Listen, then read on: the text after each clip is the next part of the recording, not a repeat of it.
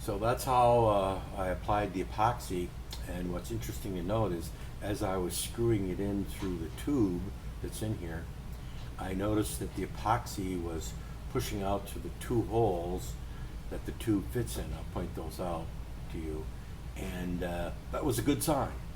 And so I decided to give it a little test and see if it worked, and it did hold gas. I only used one CO2 cartridge, and it held it. I took it outside, give it a few shots, and that's when I noticed that this piece needs to be grabbed tightly. So I just put a little, little hand vise on there, and I have my own kit for applying rivets on different things, and so I just put them in there with a steel base holding these two pins in, and just closed them up, and that seems to work fine. They're not loose and they're not coming undone, and the spring also works better.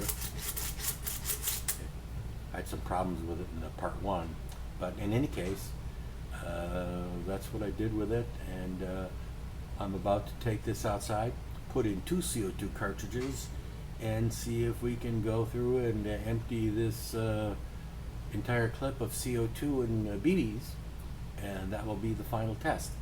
I also wish to make a note that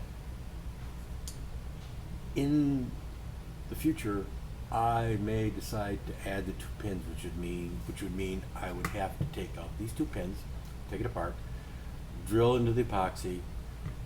I have the pins already made up, they're in here, and I can redo the epoxy, put it in the holes, and then put them in there. But we'll see how it goes. It still does kind of a wiggle a little bit. You can hear, well, no you can't, but in any case, it appears to work fine, and I hope you enjoy the rest of the video.